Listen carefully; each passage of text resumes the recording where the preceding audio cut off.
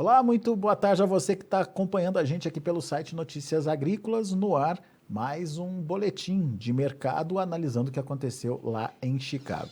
Mais um pregão negativo para a soja hoje lá em Chicago, só que as quedas foram mais amenas aí. Dá para dizer que aquele ritmo de pressão que a gente viu acontecer nos últimos dias deu uma acalmada. A gente tem, por exemplo, quedas variando de 1,75 a no máximo 5 pontos aí nos principais vencimentos, nos primeiros vencimentos ali da tabela.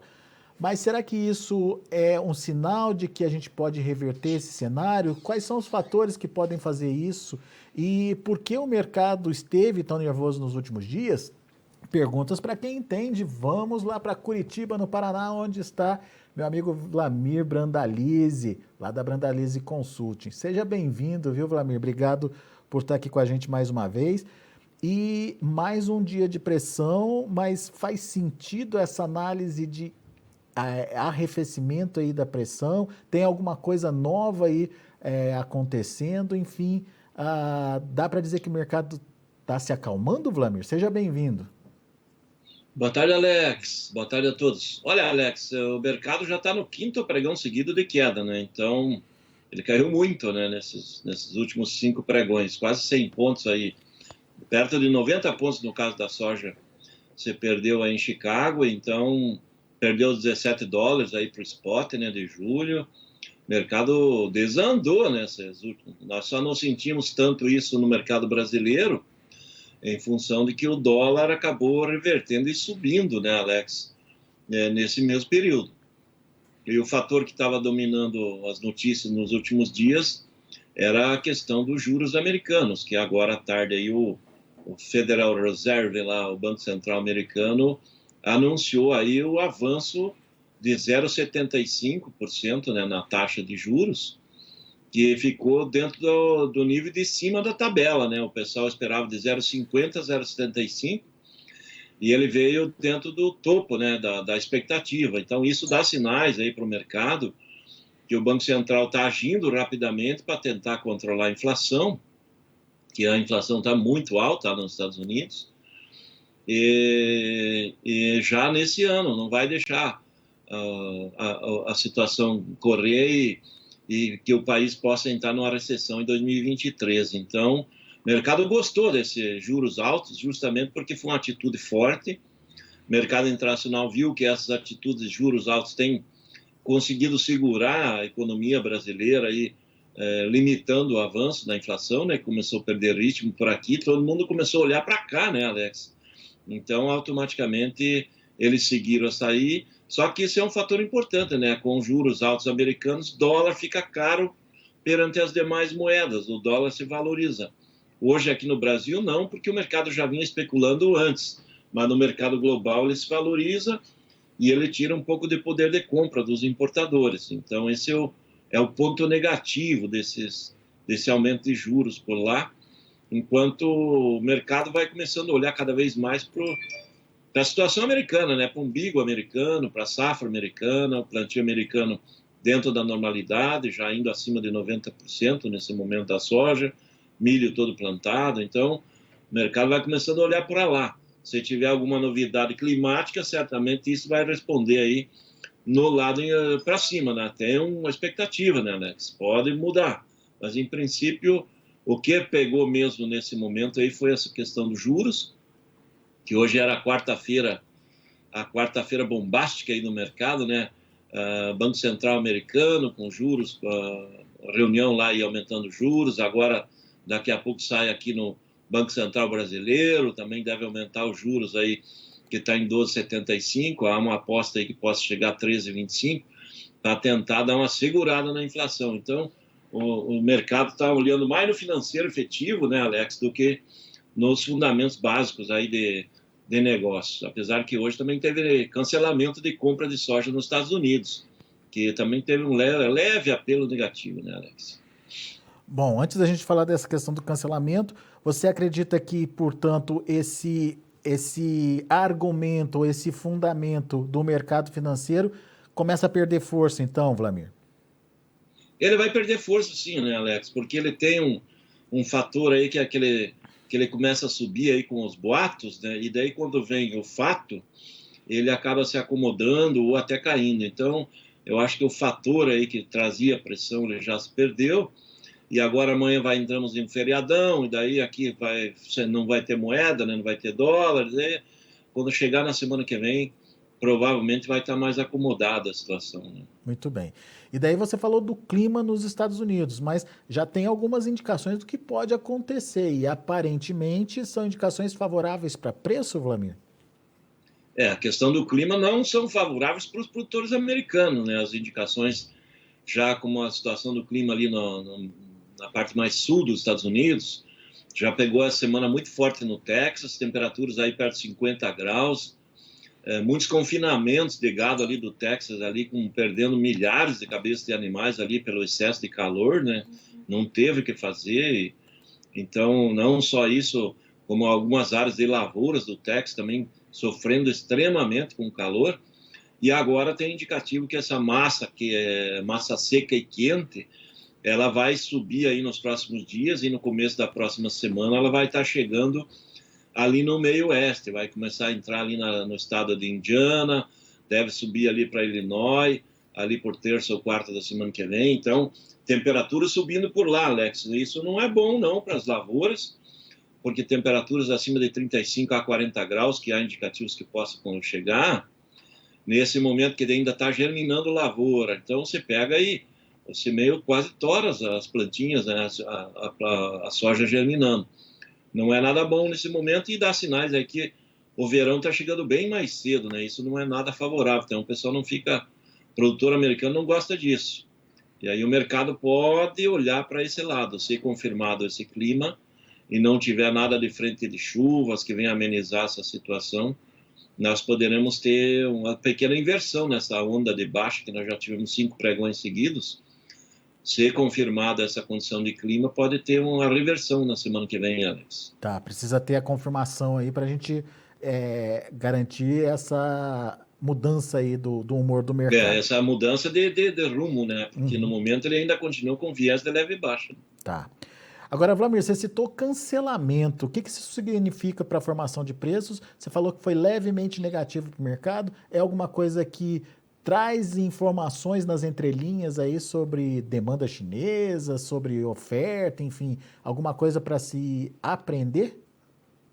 Exatamente, Alex. Quando tem cancelamento de compra, uma coisa que a gente tem que olhar. Quem está do outro lado que cancelou a compra, ou ele tem duas situações. Ou ele não pode levar, que não pode receber, para não ficar com a soja aí no navio, né, parado, como é o caso da China, né? Se for cancelamento, que o USDA não confirmou de quem foi cancelou.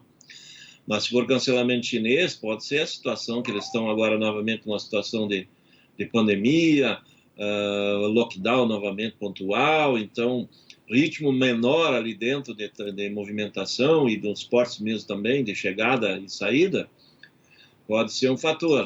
Outro fator é quando tem cancelamento, o pessoal diz, não, eu posso cancelar porque o valor da multa do contrato aí que eu vou pagar é inferior ao que eu vou comprar para frente, que estou acreditando que o mercado vai cair mais. Então, tem essas duas possibilidades. E, às vezes, pode ser a mesma situação, as duas possibilidades tendo no mesmo comprador, podendo ser a China usando os dois argumentos, né, Alex? Está lá com dificuldade para receber, tem muito navio parado lá para descarregar, e daí cancela posições, e também aposta que o mercado possa cair mais, né? Porque teve 5 pregões seguidos de queda, aposta que pode cair um pouco mais, e depois recompra a mesma posição para entrega mais para frente, né, Alex? Aí ela acaba comprando mais barato para entregar lá na frente, 2 meses para frente, ou 3 meses. É uma estratégia, e é uma estratégia que a gente tem que ficar de olho, porque se tiver novos cancelamentos, não é bom, né? Não é um bom sinal para as cotações. Muito bem. Bom, isso tudo é Chicago, né, Vlamir? Agora eu queria que você ajudasse a gente a entender Brasil, porque como você já citou, apesar da queda em Chicago, o dólar acabou ajudando. Mas hoje, por exemplo, foi um dia negativo para o dólar. Será que a gente corre risco aí de perder os R$ 200 aí conquistados recentemente?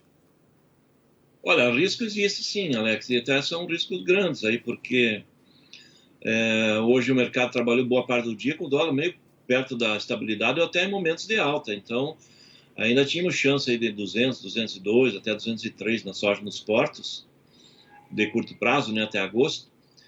E agora, no final, já o nível já está um pouco menor, né, porque o dólar acabou recuando bem depois do anúncio dos juros americanos, né, porque o mercado financeiro brasileiro gostou dessa notícia, porque ele tira esse fator aí que estava em cima de especulações e transformou no fato.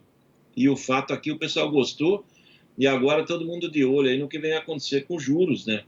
Os juros brasileiros, se realmente ele subir para 13,25, ele vai atrair a entrada de moeda, né? E vai inverter essa situação de dólar que vinha em alta nos últimos dias.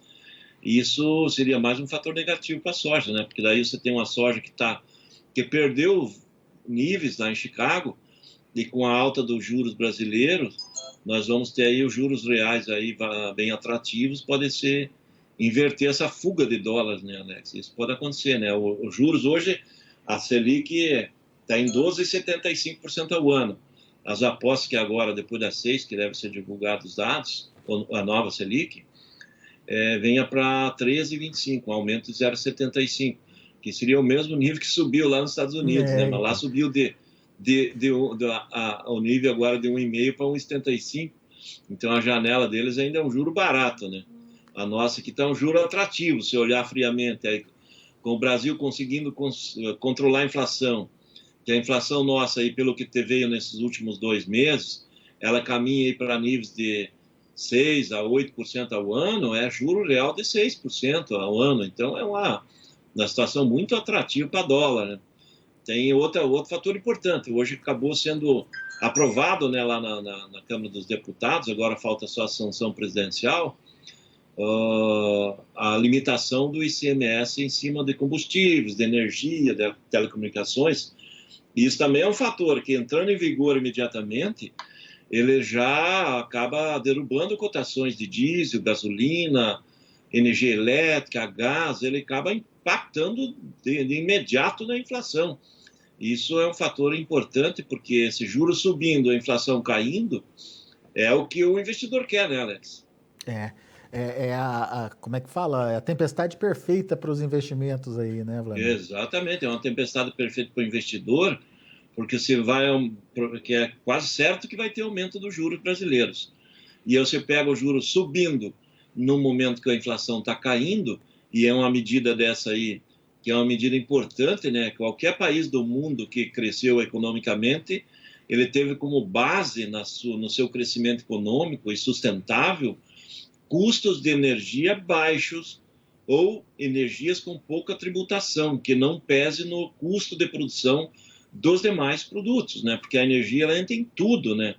E essa medida agora que foi aprovada pelo Congresso é uma medida que atinge tudo, né? Atinge a energia desde a combustível, energia elétrica, telecomunicações, e vai atingir até a população mais carente, que é o gás de cozinha, né? Então, ajuda todos os setores, né? Isso acaba tirando a economia da estagnação também, né? Porque ajuda esse dinheiro que o pessoal deixa de gastar nos impostos, ele vai trazer em outros investimentos, vai gastar em outra coisa, né? Vai gerar empregos em outros lugares, vai gastar em outros produtos. Os governadores estão esperneando aí, porque era muito fácil, né? Arrecadar fácil isso aí. E agora, certamente vai arrecadar em outros. Mas isso o investidor gosta, né, Alex? O investidor gosta disso, porque o país abrindo oportunidade para crescer, ele gira dinheiro, né? Girando dinheiro, ele cria emprego, ele gira uma roda de crescimento constante, né? Isso é o que o Brasil está precisando. Vamos ver que se decola. Se o pessoal não vai recorrer lá no Supremo e o Supremo vai dizer que não pode baixar imposto, que o Brasil tem que subir imposto, vamos ver o que vai acontecer. Nada é impossível, né, Vladimir, diante de tudo que a gente está vendo.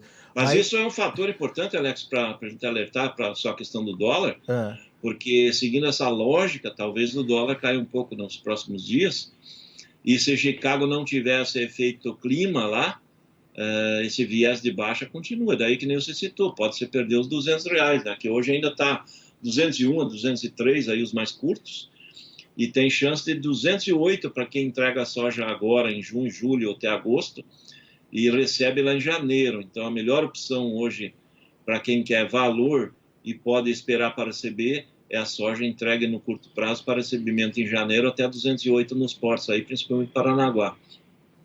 Essa soja aí já chegou a pagar aí, no fim da semana passada, R$213, ou seja, ela está R$5 abaixo.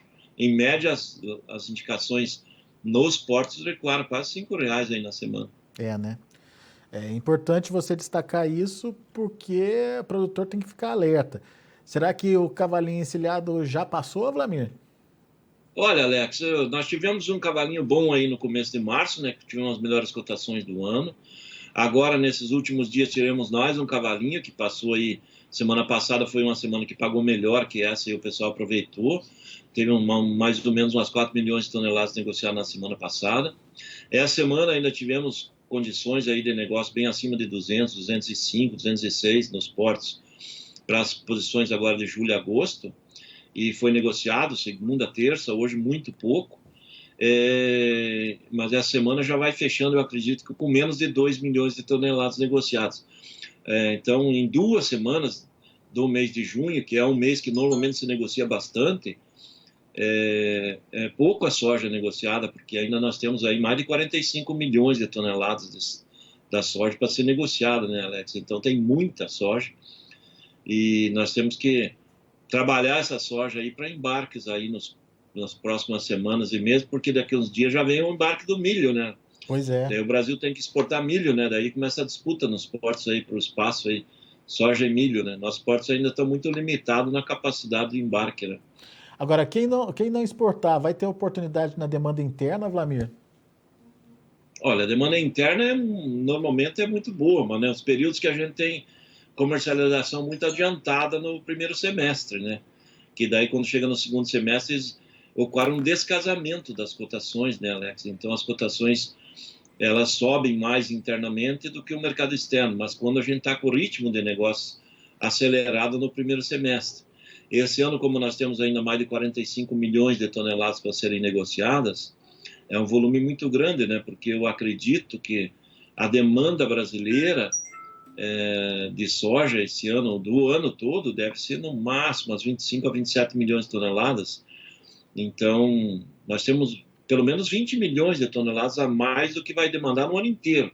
Como nós já estamos praticamente no meio do ano, e metade dessa demanda aí, umas 12 milhões já foram, nós temos uma demanda potencial de 13, 14 ainda, ou seja, nós temos disponível mais de 30 milhões de toneladas, que não é para demanda interna, é para esmagar, para exportar farelo óleo, ou é para exportar como grão, né, Alex? Então, temos muito, né, porque no acumulado do ano, nós estamos com uma exportação bem, vamos dizer assim, nesse momento, até o final de maio era 53, agora saiu o relatório agora há pouco aí, da CSEX, mais 3 milhões, estamos com 56 milhões de toneladas embarcadas de janeiro até agora, até a o relatório até a sexta-feira passada agora.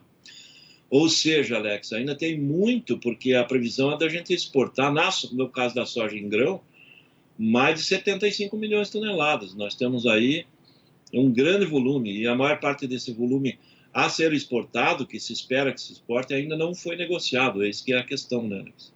Muito bem. Vlamir Brandalize, meu amigo, obrigado mais uma vez por estar aqui com a gente e dividir um pouquinho com a gente das informações desse mercado. Volte sempre, Vlamir. É isso aí, Alex. Até mais. Um grande abraço a todos. E bom feriado, Alex. Valeu, amanhã obrigado. Nós estamos aqui de novo. Boa, Vlamir. Obrigado, abraço. Um abraço, tchau, tchau. Tá aí Vlamir Brandalize Consulting aqui com a gente no Notícias Agrícolas, trazendo as informações do mercado da soja, mais uma sessão negativa. No entanto, a gente tem aí já pelo menos uma finalização dessa pressão do financeiro, aparentemente, a gente precisa ver o que vai acontecer daqui para frente, e tem uma condição desfavorável para as lavouras se apresentando pelos mapas que a gente consegue observar até agora na semana que vem lá nos Estados Unidos. Se isso se confirmar, essa condição desfavorável, uma massa de calor invadindo regiões importantes de produção por lá, isso pode dar um certo estresse aí para o mercado. Significa que para o mercado não, para as lavouras, que significa que o mercado pode reagir.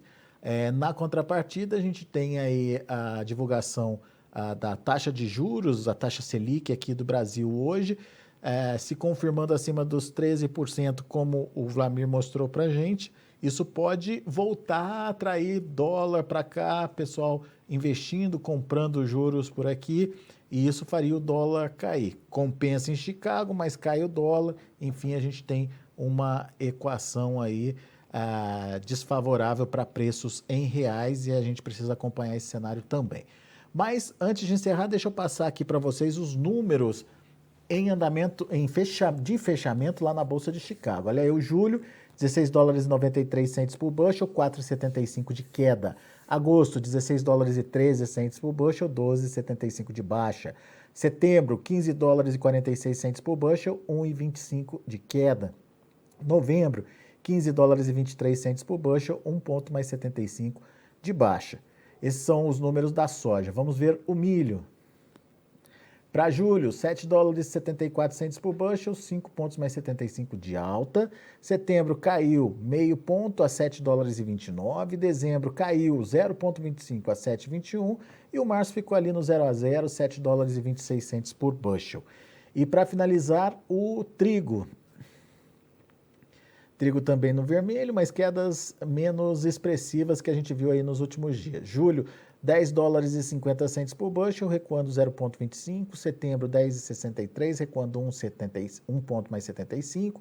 Dezembro, $10,78 por bushel, caindo 2 pontos mais 75. E o março 23, $10,88 por bushel, queda de 3 pontos mais 25. São os números de hoje, portanto, dos negócios finalizados lá na Bolsa de Chicago. A gente vai ficando por aqui. Agradeço muito a sua atenção, a sua audiência. Notícias Agrícolas, 25 anos ao lado do produtor rural.